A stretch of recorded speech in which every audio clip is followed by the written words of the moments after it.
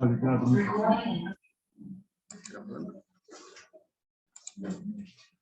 Eu tinha falado para ali para colocar no Face da associação, vai dar certo?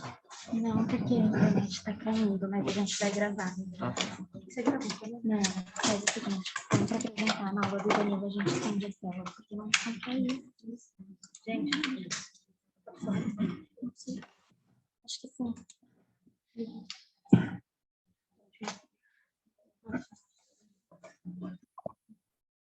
Coloca fora, tá?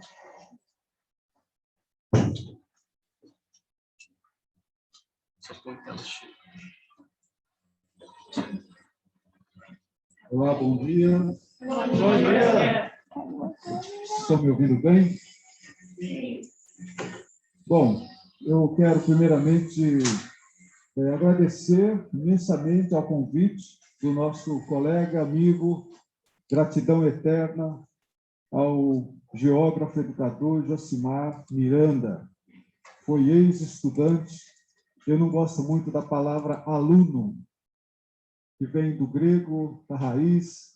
O A é a negação da luz. Aluno. Isso a gente usa normalmente, mas é como se o aluno fosse aquele ser sem luz. Então, eu gosto de ir nas raízes das palavras. Em grego, tem essa origem, aluno, aquele que está sem luz. E quando a gente entra na escola, ou na faculdade, ou num cursinho, nós não somos sem luz. Nós já trazemos nosso conhecimento, a nossa luz. E quando a gente nasce no mundo também. Isso é uma advertência filosófica da ontologia, da filosofia, que eu gosto muito. Então, eu agradeço ao estudante antes, né, no qual eu tive a alegria, o prazer de ser professor dele, na Universidade de Guarulhos, onde eu fui professor e diretor durante 5 anos e meio. Também quero agradecer à Associação dos Vestibulandos, né, da Cidadania, a toda a diretoria, aos colegas todos que são responsáveis por esse projeto concreto que está se concretizando com êxito. Então, é uma alegria enorme, eu quero parabenizar a associação e especialmente a todos e a todas vocês, cada um, cada uma, que tem uma história, que tem um sonho, como eu tive também, como o Josimar, como todos tiveram. Meu nome é Alberto Pereira dos Santos, eu sou estudante de escola pública da periferia, da Zona Leste de São Paulo, e quero aqui mandar um abraço, quero passar aqui, pode passar, por favor, a nossa... eu tenho aqui um controle, não esqueci, desculpa. Já passou. Tudo bem aqui. Eu quero aqui agradecer já ao Josimar, já agradeci à associação, e ao meu querido, ilustre, inesquecível, memorável professor Hélio Marçom, como está sendo gravado. Vou ter a alegria de repassar para ele, que foi meu professor na 5ª, na 6ª, na 7ª série, no ensino fundamental, na Zona Leste de São Paulo. Foi esse professor Marçom que me inspirou a ser hoje o que eu sou, um professor de geografia, ou, como eu gosto de dizer, geógrafo educador, aquele que optou pela educação, para somente diferenciar do geógrafo bacharel que opta pelos trabalhos técnicos, né? Então, agradeço também à Universidade do Estado do Rio de Janeiro, onde eu sou professor há 10 anos, completei agora, dia 1º de setembro, 10 anos de concurso público, aprovação. Então, aos meus amigos lá do IGEOG, Instituto de Geografia, ao DETUR, e também ao programa de pós-graduação, no qual eu hoje sou professor com orientações de mestrado e doutorado em Geografia. Agradeço ao meu grande professor, que foi meu orientador na USP, no mestrado e no doutorado, no mestrado de 94 a 99, naquela época eram 5 anos, e depois no doutorado em 2007, 2011, quando eu concluí. Professor José William Vesentini, que foi meu orientador. Ao professor Júlio César Suzuki, da USP, que também foi meu supervisor no período de 2016 e 2017, no qual eu realizei o meu pós-doutorado em Geografia / direitos humanos, relações internacionais. São pessoas que eu tenho assim, enorme gratidão. Ao professor Ariovaldo Umbelindo, que eu conheci na UMEC, em Mogi das Cruzes, aqui, né, na região do Alto Tietê, onde eu fiz a minha graduação em Geografia, porque eu achava que entrar na USP era só para rico. Então, eu nem prestei vestibular na USP. Né? Eu estava no curso técnico, lá na Moca, Camargo Aranha, e os professores diziam que USP é só para rico. Quem vem de escola pública não entra na USP. Então, eu nem me inscrevi e vim direto, né, para a UMEC, onde eu fiz uma ótima graduação para aquela época, né? Tive excelentes referências e foi a UMEC que me levou à USP e foi a UMEC que me levou ao meu doutorado, pós-doutorado na USP, depois me levou, enfim, à Universidade do Estado do Rio de Janeiro. Então, é a história, né? É importante nós termos essa gratidão ao nosso passado, às pessoas que nos colaboraram na nossa formação. Agradeço, assim, tive a alegria de ser também um dos estudantes, né?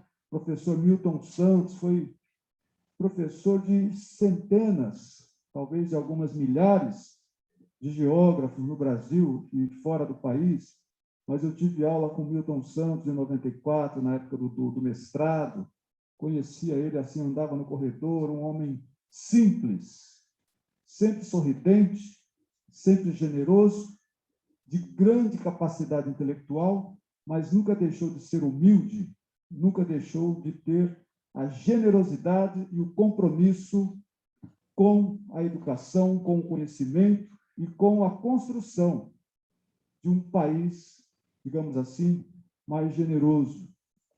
Ao professor Aziz Abissabri, ambos já faleceram, tive aula com o Aziz Abissabri na UMEC, em Mogi das Cruzes. Ele morava, a vida toda morou, né? Depois que veio do interior de São Paulo, morou em Mogi, onde também faleceu. E ele dava aula, às vezes, a pedido, voluntariamente, de uma professora que foi orientanda dele na USP, ele vinha dar aula gratuitamente na UMEC de climatologia e geomorfologia.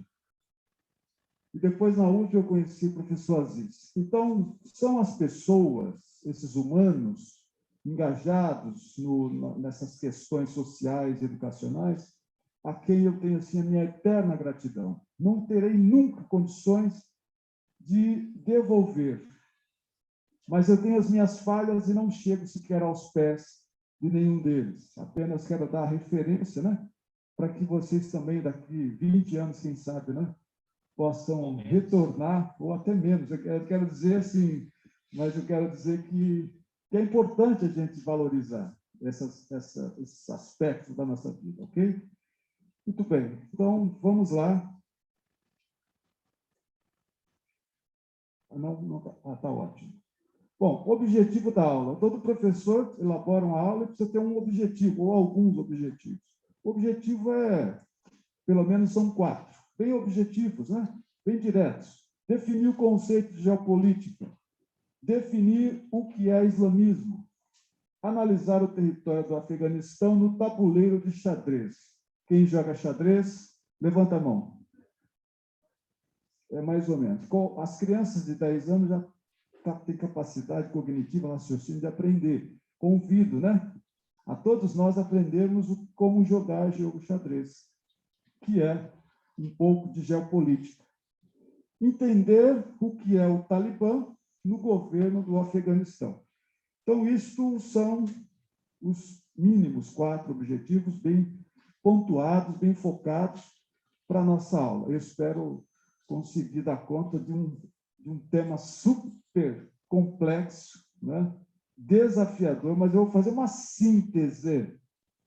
A síntese é a capacidade que a gente tenta simplificar dentro de uma racionalidade, uma coisa muitíssimo complexa, muitas variáveis, né? Variável tempo e espaço. A variável tempo, quando a gente consegue dizer que vai acontecer amanhã, a gente não sabe onde. E quando a gente consegue definir a variável espaço, dizer vai acontecer no Parque ecológico de Itaquaquecetuba, a gente não sabe exatamente em que horário, porque a gente marcou 10h30 e tivemos que ter alguns atrasos. Então, o humano não tem o controle dessas duas variáveis. Isso é o princípio da incerteza da física quântica. A incerteza faz parte. É o princípio científico. Vamos lá. Bom, rapidamente, um dos grandes geógrafos da história, da geografia alemã, que vai trazer o conceito de geografia política na obra O Solo e o Estado. Friedrich Ratzel vai discutir a importância do solo, do território. Na verdade, aí não é no sentido da agronomia, mas é do território, né? Estudos sobre o solo e o Estado, nessa obra Geografia Política. Isso no século XIX. Logo no começo do século XX, um jurista sueco, Rudolf Kirchling, ou depende da pronúncia se é sueca, depende da pronúncia se é inglês, depende da pronúncia se é em português, né? Kirchling, alguns falam assim, ou Kelling, enfim. Esse jurista sueco, numa obra chamada As Grandes Potências, de 1905, trouxe pela primeira vez esse termo chamado geopolítica. Não existia ainda. O que existia era em Ratzel, geografia política, o estudo da política no território, em Ratzel. Não vou aprofundar, mas vamos lá no foco. Geopolítica, esse conceito, então, desse sueco jurista, que para ele é a interseção, a interligação da ciência política, da geografia política, da estratégia militar e também da teoria jurídica. Então, o que é geopolítica? É a interseção de todas as variáveis, que sejam elas no espaço geográfico, na questão da geografia política, seja a variável do direito internacional, das ciências políticas, que é vastíssima, né? E, sem dúvida, das estratégias militares para as guerras, sejam elas guerras tradicionais, né? De ocupação do espaço, com armamento pesado, com hard power, do duro, né? Poder duro, ou às vezes as guerras se dão de forma através do soft power, poder brando, através da cultura, através da internet, as chamadas guerras híbridas, né? Então, geopolítica envolve também tudo isso que nós comentamos. Um outro autor francês, Yves Lacoste, francês, define a geopolítica como sendo as rivalidades de poderes e influências sobre os territórios. Isso está numa obra chamada A Geopolítica do Inglês, a geopolítica do idioma inglês, na obra de Lacoste, 2005. É uma referência. Então, ele vai trazer vários artigos, e um deles é sobre a influência inglesa protestante na África, colonizando a África, através da religião. Isso está nessa obra Geopolítica do Inglês. Por isso, vários países africanos falam inglês, outros falam francês, outros falam italiano, português, conforme se deu a origem da potência que colonizou aquele território do continente africano. Está claro isso? Muito bem. Então, uma outra referência para definir um pouco a geopolítica está em Claude Rafestin, um autor também francês, muito lido na graduação em Geografia Política, por uma geografia do poder. Quais são os trunfos do poder, segundo Claude Rafestin? O primeiro trunfo é o território. O segundo trunfo é a população. O terceiro trunfo são os recursos. Recursos naturais, mas também pensemos em recursos que você pode imaginar da indústria, da internet, e tudo que diz respeito a recursos, não só recursos, digamos, minerais, naturais, porque tudo vai dar origem. Desculpa, acho que... os recursos, todos os recursos que a gente imaginar de tecnologia, desde uma caneta a um avião supersônico, um avião cargueiro, todos os recursos vêm de onde? Vêm da natureza, não é isso? Os chamados recursos naturais, recursos minerais, o alumínio, o ferro, o estanho para fazer armamentos, né? Todos os recursos que nós usamos, aqui tem petróleo, já foi, né? Os professores. Então, todos os recursos que nós utilizamos, técnicos, científicos, etc., tudo que você imaginar que está às vistas, produzido pelos humanos, são resultado da matéria-prima vinda das entranhas da Terra, né? Dos recursos naturais. Está claro? Muito bem. Então, isso aí. Bom, vamos lá. O segundo objetivo. Eu estou acelerando um pouquinho, mas qualquer coisa vocês me ajudam aí, tá bom? Por favor. Segundo objetivo, o que é o islamismo? Porque não dá para a gente entender o Afeganistão, não dá para a gente entender o Talibã sem minimamente ter uma noção do que é o islamismo. O que é o Islã? O que é o islamismo? Islamismo é esta religião monoteísta na qual se tem a ideia de um Deus único, onipotente, onipresente, onisciente, relativamente semelhante ao Deus cristão. Aliás, é importante dizer que o islamismo é uma religião monoteísta. Dentre as 3 grandes religiões monoteístas no mundo são judaísmo, cristianismo e islamismo. Então, veja, a raiz do islamismo está em Abraão. Eles, para nós aqui no Ocidente, as pessoas usam, por exemplo, o Antigo Testamento do cristianismo, que está na Torá judaica.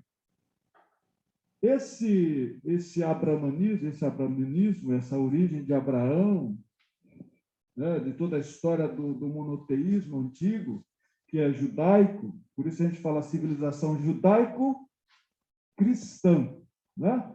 Então, o islamismo é essa religião monoteísta, que não nega esse Deus onipotente, onipresente, onisciente. É importante dizer isso, né?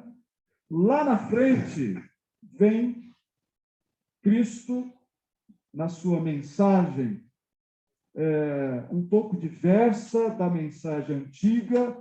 Ele não vai negar Deus, ele não nega a lei mosaica antiga, era aquela lei do chamado olho por olho, dente por dente. Matou, morre. Ou então, vamos lá, corta um dedo, corta um braço. Até hoje, em algumas culturas tribais, ainda que de forma ilegal do ponto de vista do direito internacional, ainda existem essas práticas. Estou falando isso para entender o Talibã, né? Então, Cristo vem e traz a sua mensagem de paz e amor, bem-aventurados os mansos e os pacíficos. Bom, passou cerca de uns 6 séculos e o cristianismo foi, segundo Muhammad, desviado da sua proposta de fidelidade a Deus, ao Criador, a proposta de um reino do bem, de amor, etc. Diante desse contexto, é que nós precisamos entender que os islâmicos não negam Cristo. Guardem isso.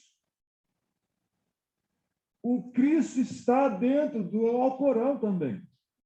Mas por que eles são diferentes? Porque eles entendem, segundo o profeta Muhammad, se falar Maomé, pode ser linchado, né? Muhammad, em árabe, é esse homem que, segundo a tradição islâmica, eu vou usar num verbo de pesquisa, né? Porque eu não vou afirmar nem negar, com todo respeito a todas as crenças. segundo a tradição islâmica, Muhammad, o profeta, tanto quanto, na visão deles, Cristo foi um profeta. Veio e trouxe a mensagem de paz e luz, etc. Mas os humanos não entenderam, desviaram a mensagem do profeta, do missionário, do Salvador Cristo. Daí Deus, então, Allah. Vai lá no Google, né, do tradutor, é bacana, se coloca lá em árabe, Allah. Estou aprendendo algumas coisas interessantes, eu aprendo todo dia. Então, você vai lá no Google, no tradutor, e coloca lá o Allah em árabe, ele vai dizer Allah, Muhammad. Isso é bom, é bacana, eu gosto de brincar. Mas o que vai acontecer? O Muhammad vai dizer que o Ocidente desviou o cristianismo. Desviou o cristianismo. Com certos rituais e práticas que desviaram da origem, da mensagem original. Por isso, teria, segundo eles, entendem que Allah, Deus, onipotente, onisciente, onipresente, enviou um novo profeta para corrigir a humanidade. Quem é esse profeta? Muhammad, Maomé. Nesse livro, ele então vai escrever vários trechos que, segundo a tradição, ele recebeu, foi inspirado numa das montanhas, daquelas regiões que vou mostrar daqui a pouco, a geomorfologia, é bastante montanhoso também, sobretudo lá no Afeganistão. Então, ele escreve o Alcorão. O Alcorão é um livro sagrado que tem a sequência da Torá judaica, ou Antigo Testamento cristão, do cristianismo, depois vem a mensagem de Alá, que é, segundo eles, a mensagem do profeta Muhammad. Está claro isso? Mas o que eles seguem? Eles seguem a mensagem de Muhammad. Não negam Cristo. Está claro isso? Então, cuidado. Né? É uma continuidade, segundo eles. Muito bem. Entretanto, vejam, Muhammad nasceu aqui nesse ano, no ano 525 da era cristã, século VI, em Meca, e morreu no ano 632, né, nessa cidade árabe. Nesse período, então, consolidou o Alcorão, passou a ser entendido como um livro sagrado. Para os que acreditam em Muhammad, entendem que ele é o profeta, é o enviado, e, portanto, tem uma origem direta divina, e quem for diretamente parentesco do Muhammad é que deve ser o herdeiro espiritual e terreno das coisas divinas. Então, quem é descendente, parente, primo, irmão, cunhado, etc., e aí começa a aparecer várias pessoas no mundo, naquele mundo islâmico, dizendo que tem um parentesco com Muhammad. Não estou contestando, estou colocando a coisa objetivamente. Por que isso é importante ser dito? Porque nós vamos ver que dentro do islamismo existem divisões no sentido de interpretações do Alcorão. Então, são pelo menos 3 grandes correntes ou grupos que divergem em alguns aspectos. Primeiro são os sunitas, que não são os descendentes diretos de Muhammad. Os sunitas, de um modo geral, no mundo islâmico, é a maioria, 80%. Depois você terá uma parcela, que são os xiitas, em torno de 10%, e mais ou menos os sufistas. Não confunda com os surfistas lá da praia de Ipanema, né? Os garotos que gostam de surf ali, né? Enfim, então, sufista de sufismo. São os místicos, não entram nem na disputa política com os sunitas, nem com os xiitas. Eles estão lá no campo mais da divindade, do místico, e entendem que fazem uma ligação direta com Allah e não entram nas disputas políticas territoriais. Esses são os sufistas. Né? Muito bem. Entretanto, os xiitas se entendem como os descendentes diretos de Allah, diferente dos sunitas. Sunitas entendem que existem várias sunas. Sunas são livros, são trechos, são poemas, são versículos, são pedaços de livros que não foram incluídos, do ponto de vista teológico, no Alcorão. É como aqui no Ocidente, os livros, me ajudem aí, por favor, lá do Mar Morto, os evangelhos, os escritos do Mar Morto, que não foram inclusos na Bíblia do Ocidente. Está claro isso? Então, essas sunas são vários trechos de livros, de normas, de como se comportar socialmente, na família, etc., etc., que os sunitas seguem.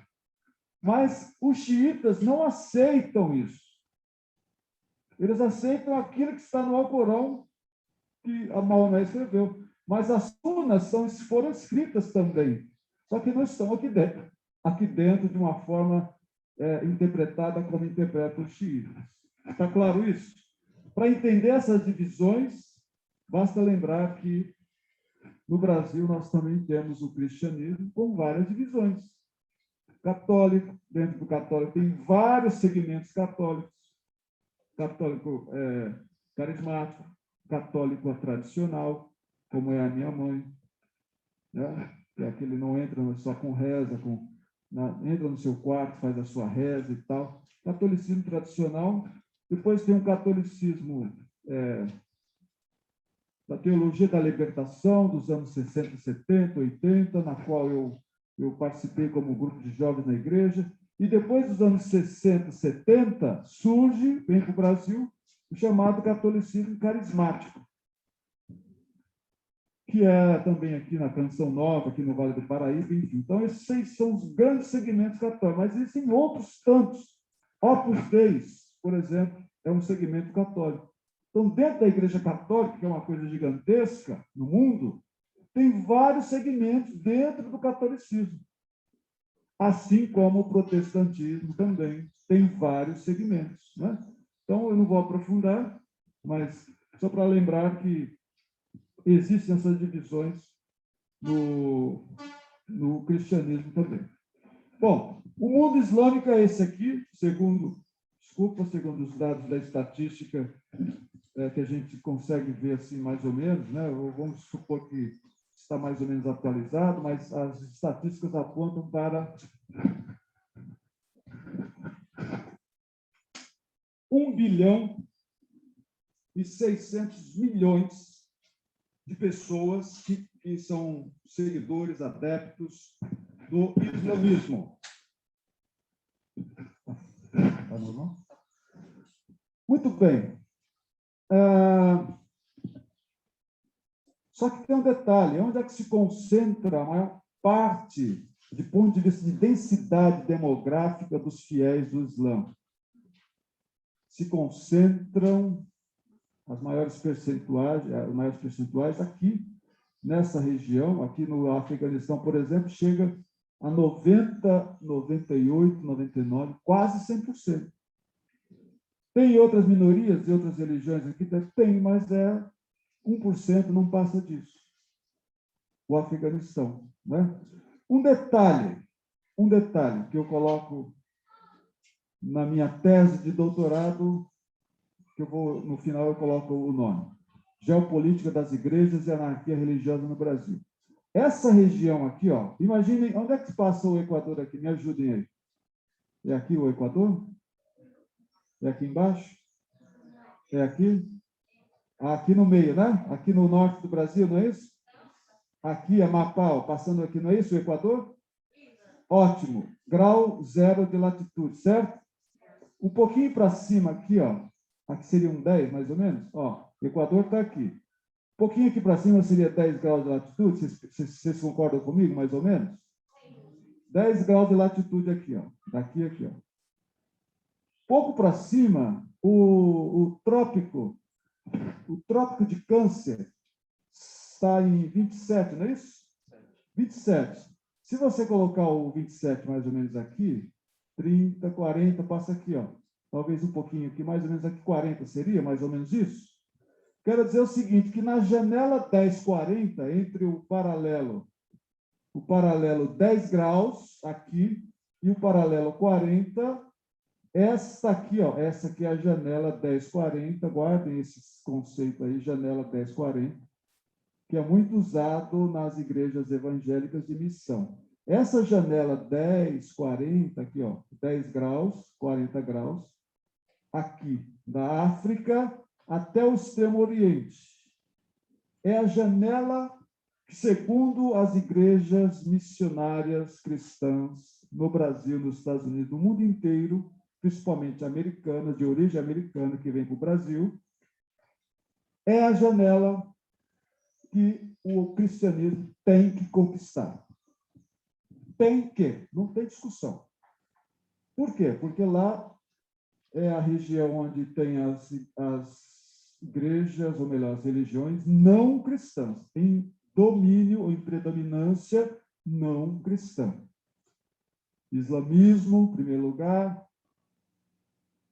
hinduísmo aqui na Índia, e budismo, taoísmo, confucionismo na China. Então, essa janela 1040, segundo as igrejas missionárias cristãs, são pobres e vivem em guerra porque não aceitou Jesus, não segue o cristianismo, vive na pobreza, vive na guerra, etc. Então, é uma região, janela 1040, que tem que ser conquistada e convertidas ao cristianismo. Está claro isso? Então, guarda para entender por que os Estados Unidos vai invadir o Iraque em 93, em 2003 e também o Afeganistão em 2001, quando o presidente... Então, veja, aqui eu vou passar, né? Aqui, claro, tem islamismos, mas é de 1 a 7%. Mas vamos lá. Por que os Estados Unidos vão invadir, em momentos diferentes da história, o Iraque em 91? Claro, tem o petróleo, tem, mas tem um aspecto aí religioso também. Não estou dizendo que é tudo religioso, que todo problema está na religião, não é isso. A geopolítica envolve todas essas variáveis. Variável econômica, petróleo, minério. Envolve a variável política, do ponto de vista das relações internacionais, do direito internacional. Envolve também a cultura, o rock, a internet, e envolve a religião, que faz parte da cultura. Então, a gente não pode descartar a variável religião, está aí no mundo. Está claro isso? Então, um dos ingredientes que vai levar os Estados Unidos a invadir os países ali, o Iraque, por exemplo, em 2 momentos da história, 91, depois em 2001, e agora em 2001 também, 2003, perdão. O senhor, me ajuda aí, Josimar. George W. Bush. O George W. Bush, o filho do Bush, né? Um dos ingredientes é porque o país, Estados Unidos, é um país que teve origem calvinista, cristã calvinista, protestante calvinista. Então, segundo Calvino, me ajuda o tempo aí, que eu posso me perder, tá bom? Para eu não me empolgar muito. Estou passando assim, dou umas passadas rápidas. Calvino foi um protestante na França, João Calvino, que concordava com Lutero em um certo ponto. Segundo Lutero quem foi? Um padre, um teólogo, doutor em teologia, dava aula de teologia em universidades alemãs. Só que, em um dado momento, Lutero percebeu que a Igreja Católica estava se desviando do ponto de vista teológico. Lutero protesta contra as cobranças de valores, de fortunas enormes na época, no século XVI, e aí ele, então, cria um novo movimento, uma nova religião, a chamada Reforma Protestante. E ele diz assim, que não precisava dar dinheiro na igreja, na época do século XVI, para construir a Basílica de São Pedro, lá no Vaticano, que era o que os papas cobravam. Lutero dizia que a salvação não se dá pelas obras, as obras sociais, etc. mas sim pela fé. Lutero, 1517, século XVI. Discordou, fundou uma nova igreja, as 90 teses que ele afixou na porta da igreja. Uma nova igreja, protestante, cristã. Salvação se dá pela fé, segundo Lutero. Calvino, um estudioso também, um religioso francês, concorda com Lutero que a salvação se dá pela fé. Entretanto, ele põe um entretanto, um porém, que nem todo mundo nasce com fé. A fé não é um atributo que você conquista, é uma graça dada por Deus. Então, segundo Calvino, é a igreja que fundou os Estados Unidos, é a visão que tem uma predestinação, já está predestinado, segundo eles entendem, que a pessoa nasce e Deus já deu. Você vai ter fé, você não vai ter fé. Isso está lá na visão calvinista. É a visão da predestinação. O destino já está traçado, não tem jeito. Na visão árabe é o maktub. Estava escrito. Então, para os calvinistas que fundaram os Estados Unidos, os calvinistas, eles estavam lá na Inglaterra, no período lá do século XVII. Havia um rei Henrique, que era católico, casou, mas que não gostou da mulher com quem casou e queria se casar com a sua prima. Para o papado da época, não aceitava-se um rei casar, largar a outra, porque não deu filho, que o cara casar com a prima.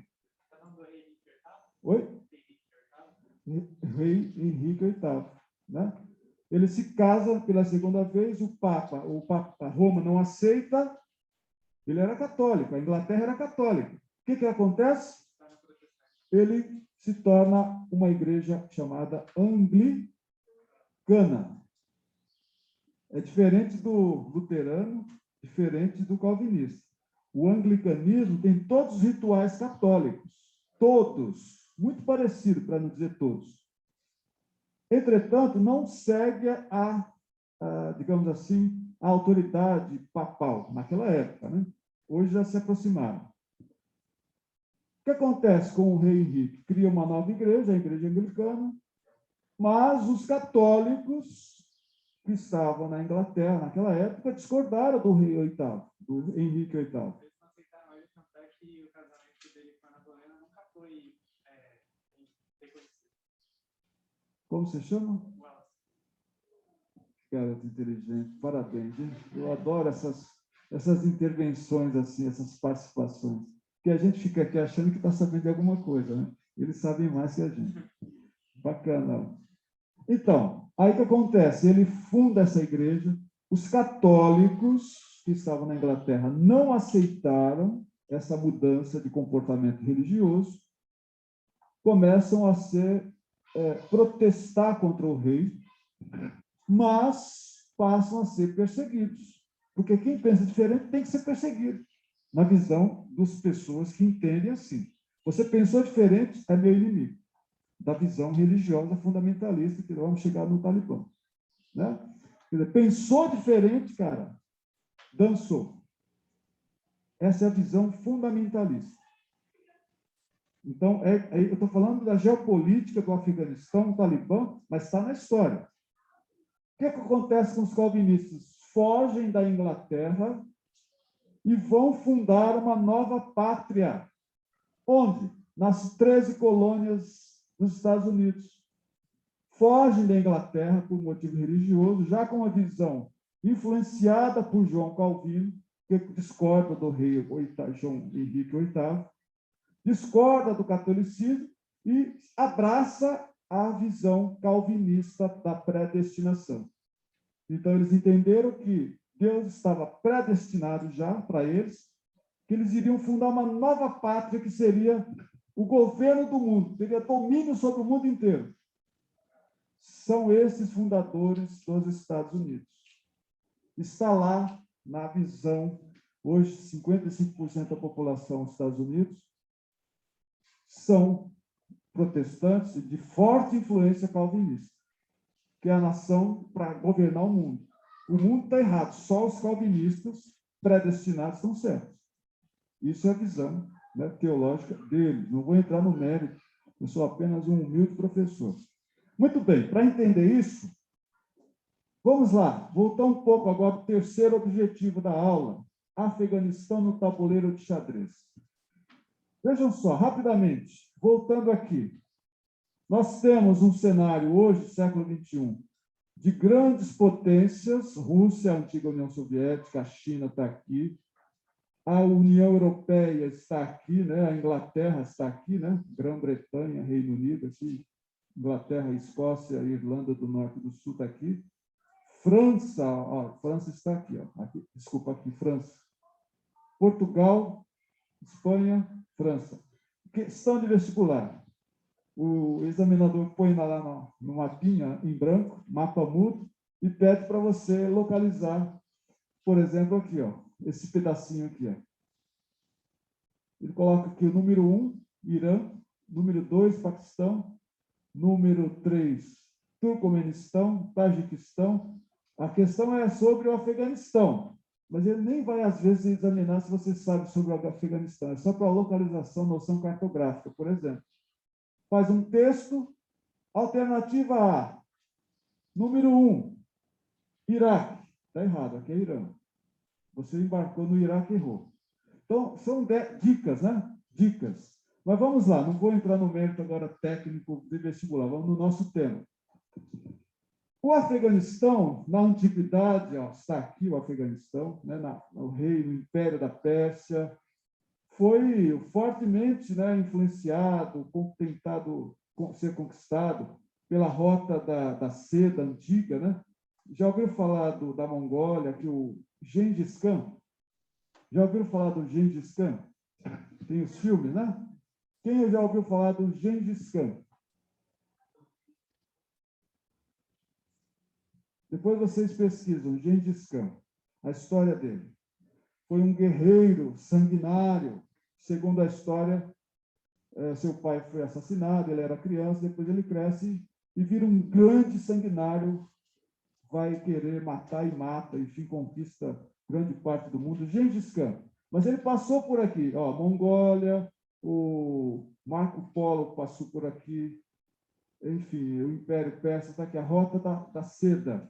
A seda é um tecido que Gengis Khan usava para não morrer com as flechas. Ele desenvolveu um arco, flecha, muito potente, diferente do inglês. E usava por baixo da roupa a camisa de seda. Então, a flecha vinha, pum, eles caíam, mas a flecha não entrava no corpo, porque era seda de excelente qualidade. A seda pura, ela protegia, era quase como um colete, prova de facada, né? De flechada, desculpa. Ah, lá não era flechada. Então, Gengis Khan esteve aqui, ó. Afeganistão está aqui, né? Mas vamos lá. Século... Enfim, não eram tribos. Afeganistão, até hoje, são várias tribos, porque é um país montanhoso. Não tem muito diálogo. Quem mora lá no alto da montanha, na outra montanha. Eles eram nômades. Então, eles não participam muito direto no governo. Isso é da história. Muito bem. Várias tribos em áreas montanhosas aqui, né? Bom, quando chega no século XIX para o século XX, a Grã-Bretanha, o Império Inglês, o Império Britânico, através do interesse econômico, das especiarias, etc., do comércio, invadem o Afeganistão. Dominam o Afeganistão por um período, mas, enfim, aparece a Primeira Guerra Mundial na Europa, 14, 18, Primeira Guerra Mundial, enfraquece a Inglaterra, e a Inglaterra, preocupada com a Primeira Guerra Mundial, de 1914 a 18, então, se está preocupado com um problema aqui, lá o Afeganistão, então, vai se fortalecer e aí, então, se torna independente em 1919. Está claro? Muito bem, passa a ser uma monarquia islâmica por um período, com base no Alcorão, passa depois da independência e se torna uma monarquia, só que em 73 cria uma nova forma de governo, a república. O presidente afegão vai ter apoio dos Estados Unidos, nesse período aqui. A Rússia, que está bem próximo, isso aqui é uma área de influência da Rússia. A Rússia tem pouca saída para o... Aqui é gelo. A saída para a Rússia não é por aqui. Até podem, mas é mais dificultosa. Aqui está o Mar Cáspio, né? Aqui está o Mar Negro. Então, aqui está a Ucrânia, foi anexada, enfim. Então, a Rússia é uma potência de gelo, né? Muita área de gelo, então tem uma certa dificuldade de acesso ao mar. Mas isso aqui, do ponto de vista geopolítico, é uma área de influência que a Rússia quer ter controle. A China tem outra opção, mas também tem esse interesse, sempre teve. A seda vem da China, naquela antiguidade, né? Para a Europa, enfim. Ó, Mongólia está aqui. Bom, então, como havia um apoio dos Estados Unidos na República da época do Afeganistão, e a Rússia estava desconfiada de que os aliados afegãos, que sempre foram aliados, afegão e Rússia, sempre assim, quero dizer, nesse período aí, depois nesse período da monarquia aqui. Em 79, a Rússia, desconfiada do apoio dos Estados Unidos no Afeganistão, invade o Afeganistão numa guerra de 10 anos e retira-se em 89. Muito bem. Daqui a pouco a gente volta lá no tempo. 2001, os Estados Unidos invadem o Afeganistão e retira agora em 2021. Vamos voltar um pouquinho.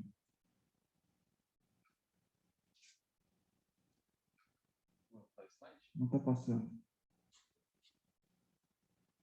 Tá, eu queria só mostrar aqui o Império Persa, 2000 anos antes de Cristo. Está aqui, ó, Pérsia, o Afeganistão está aqui. Área montanhosa, aqui é planície, né? Planície da Babilônia, Mar Cáspio, né? Então, para lembrar, o Mar Negro, aqui está aqui, ó. O Afeganistão está aqui. O Afeganistão não tem acesso ao Mar Cáspio, não tem acesso ao Golfo Pérsico. É uma área montanhosa, 5.000, 6.000. Cabul está a mais de 5.000 metros de altitude, capital do Afeganistão. Então, isso aqui é a rota antiga, a rota da seda. Vamos lá para frente. Por favor. 10 minutos. 10 minutos? Já vou encerrar, tá? Está aqui a rota da antiguidade, né? A China, enfim, ó. O budismo está aqui, né? Enfim. Pode passar, por favor. Afeganistão e geopolítica mundial. Então, aí a gente resgata aqui. Ronald Reagan governou de 81 a 89, deu apoio aos grupos islâmicos. A Rússia retirou as tropas em 89.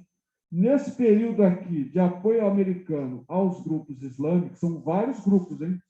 Vários grupos.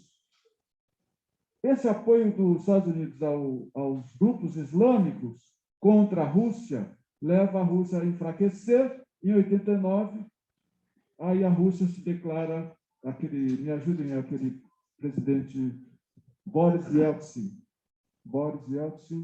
Não, o Gorbachev. Mikhail Gorbachev.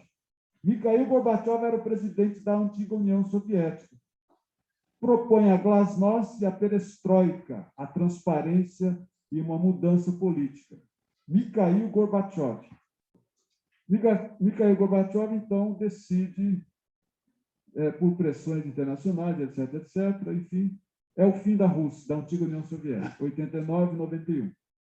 Retira as tropas, mas os grupos islâmicos do Afeganistão estavam estudando no Paquistão, com apoio, claro, do Paquistão, mas apoio também dos Estados Unidos, que expulsaram aqui as tropas russas.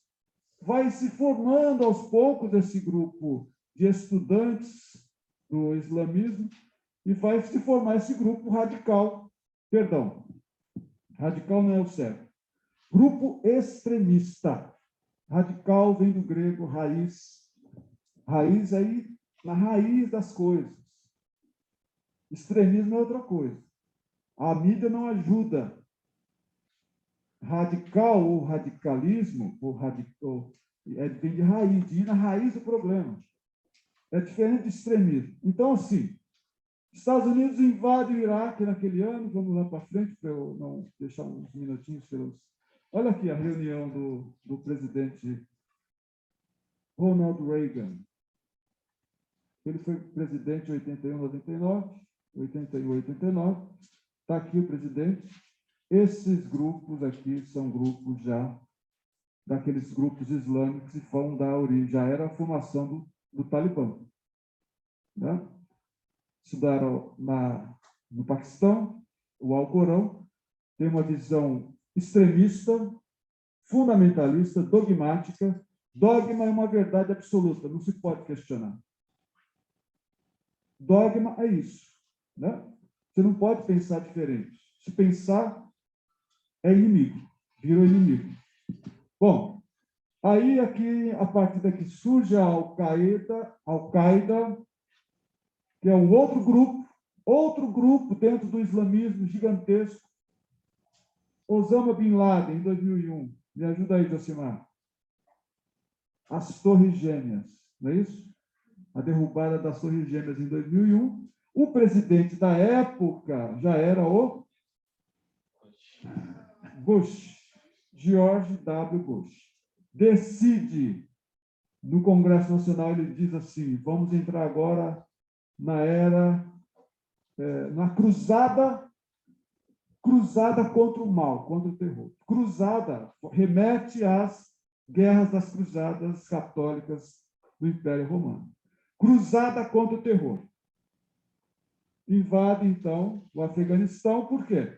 Porque era lá no Afeganistão que Osama Bin Laden, que é saudita, né? Foi morto, enfim, se escondeu nas montanhas do Afeganistão.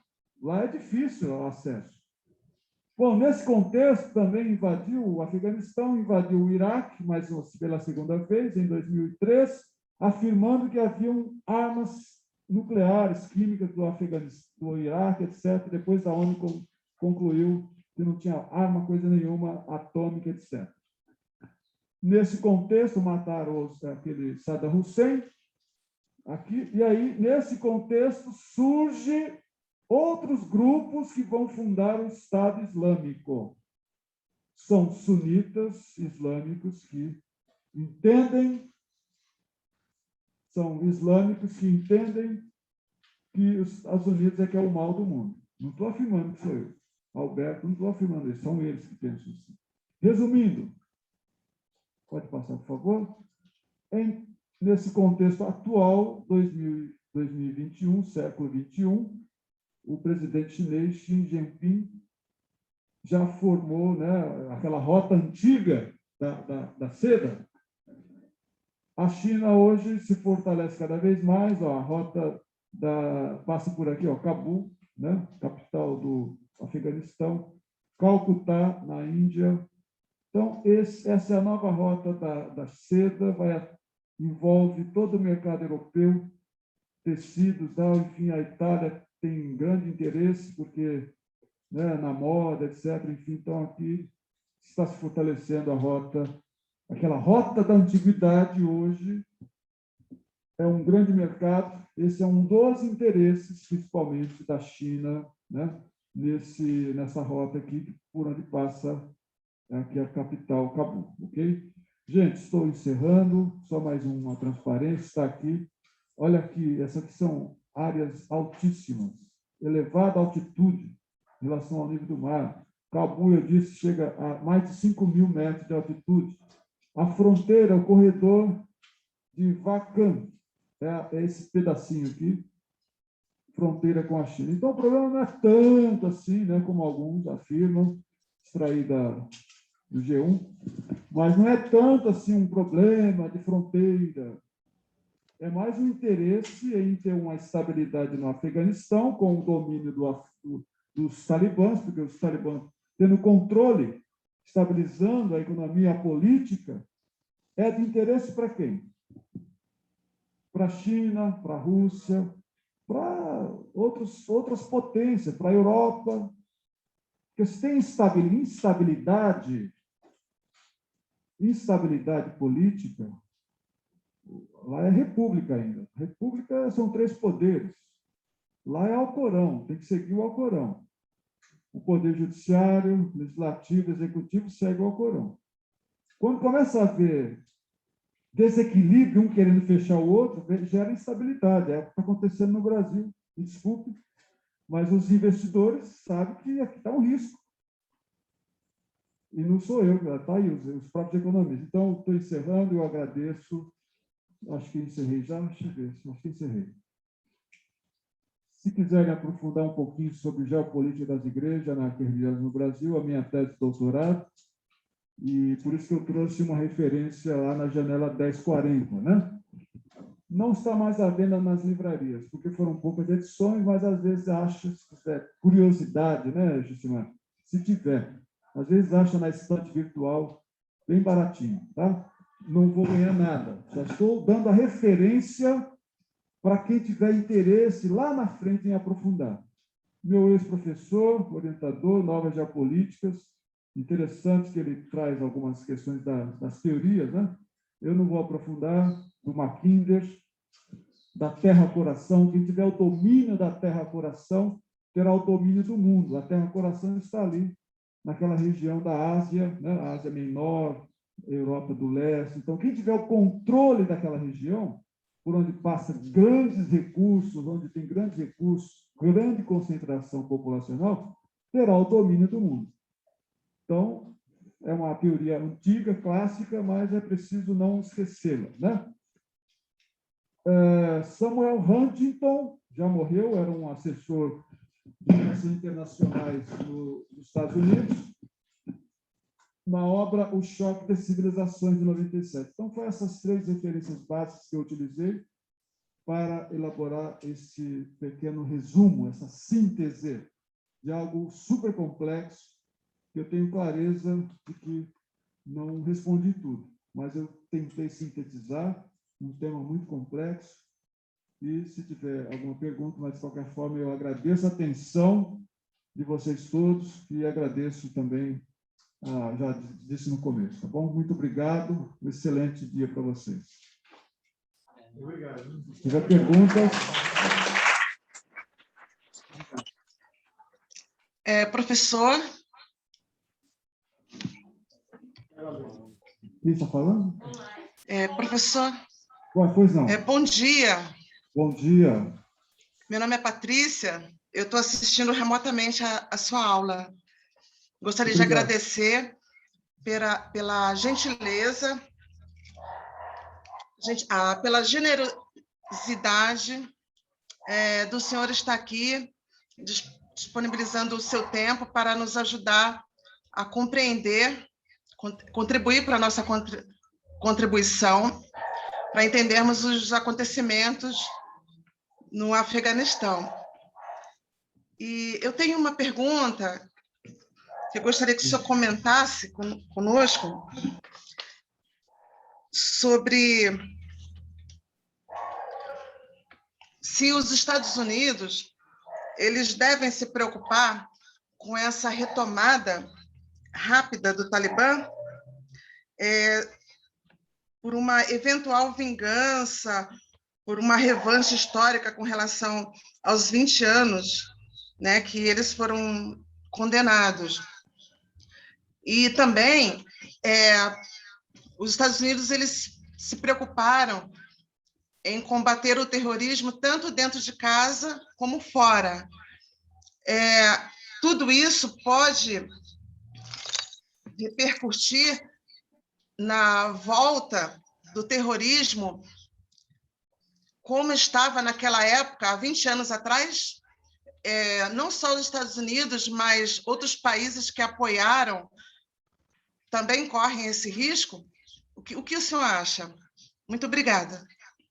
Patrícia, bom dia. Muito obrigado pela sua participação, pela sua atenção, sua pergunta, que é super complexa. Eu vou tentar fazer um comentário, mas sem nenhuma, jamais, a pretensão da verdade. A ciência não tem a verdade absoluta. Dentro das relações internacionais, que é uma área, tem curso de formação, e eu me interesso no campo da geografia política a geopolítica é uma coisa, as relações internacionais é o campo de estudo da geopolítica. Então, existem teorias das relações internacionais. Uma delas, Patrícia, fundamentando nas ciências humanas, nas teorias de relações internacionais, existe um conceito clássico que todos os estudiosos aceitam, e vai assustar um pouco vocês. É o conceito de ausência de governo no mundo. Em grego, ausência de governo quer dizer anarquia.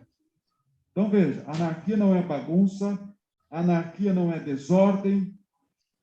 Anarquia vem do grego, ana, de chefia, kia, chefia do poder dos próprios indivíduos. Em relações internacionais, esse conceito de anarquia, eles entendem que é o que vigora no mundo. Entretanto, para chegar lá na sua questão do terrorismo, etc. Existe a ONU, Organização das Nações Unidas, que é uma organização internacional que tenta ser um lugar, uma instância internacional juridicamente reconhecida para resolver os conflitos de forma diplomática, através do diálogo, através de acordos, etc. Bom, mas a ONU não resolveu tudo, porque no período da Guerra Fria, os Estados Unidos tinham domínio de um lado, a antiga União Soviética do outro. Somente agora, no século XXI, é que a ONU começa a ter um papel um pouquinho mais protagonista. Por exemplo, o antigo Conselho de Segurança da ONU, formado pelos Estados Unidos, a Rússia, né, a atual, China, França e Inglaterra, esse Conselho de Segurança pós-guerra já não tem o mesmo peso que tinha na época da Guerra Fria. O que hoje está em ascensão na ONU é o chamado Conselho de Direitos Humanos, fundado recentemente, em 2016. E de quem são os direitos humanos? A quem pertence? Aos Estados Unidos, à China, à Rússia, à Inglaterra? Não, não pertence a ninguém. Direitos humanos é uma proposta que vem desde a antiguidade. Amai-vos uns aos outros. Isso é um verbo cristão, mas o que é o direito humano? Né? Então, assim, resumindo, se vai voltar aos terrorismos, os Estados Unidos, talvez ele se volte agora, Patrícia, para a América, porque ele já está entendendo que aqui, nessa região de influência, nessa área de influência, provavelmente da Rússia, né, e da China, ele ficou 20 anos, gastou 86 bilhões de dólares e não estabilizou o Afeganistão. Não sei se vai haver revanche, mas há terrorismos, grupos terroristas no mundo inteiro. Os Estados Unidos retirou porque já foi um acordo fechado lá atrás com o presidente Trump, né? Então, o Joe Biden só cumpriu a questão de acordo internacional. Se vai voltar ou não, eu suponho que agora eles vão deixar um pouco essa questão para a China e para a Rússia resolverem, porque a China já reconheceu o Talibã, a Rússia também, a Europa já reconheceu o Talibã, porque a Europa, a rota da seda, né, comércio internacional, eles querem que haja estabilidade naquela região, estabilidade política, estabilidade econômica. Se vai ser o Talibã, para eles, para fora, pouco importa, porque as questões internas de cada país, a soberania, deveria ser respeitada, o que não tem sido, né? Quando um país invade outro, não respeita o conceito internacional de soberania. Mas a China já reconheceu o Talibã, a Europa, né, a União Europeia, a diplomacia europeia, a própria Rússia, e os Estados Unidos, já, de certa forma, já deu, né, o entender que não, deixa lá, vou sair, foi o acordo, saímos, agora vocês se virem. O que importa é a estabilidade lá.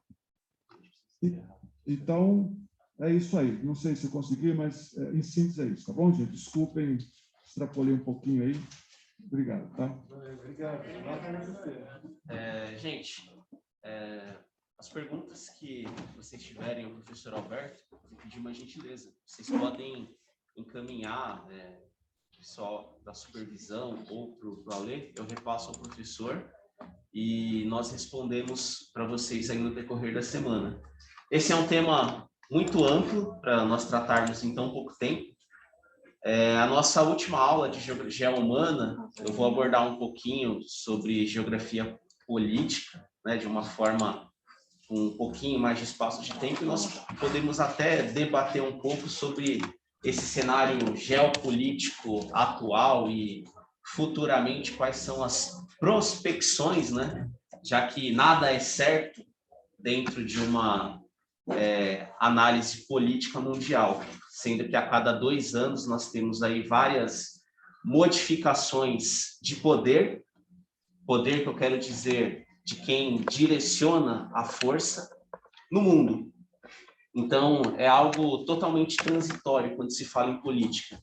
Geopolítica, nós precisamos sempre analisar um passado recente, comparar com o nosso presente atual e tentar buscar alguma prospecção para um futuro próximo. Tá? Desde já eu agradeço o professor Alberto, é um tema muito amplo e ocuparia um tempo maior aqui da nossa grade, só que nós também não podemos atrasar os outros professores.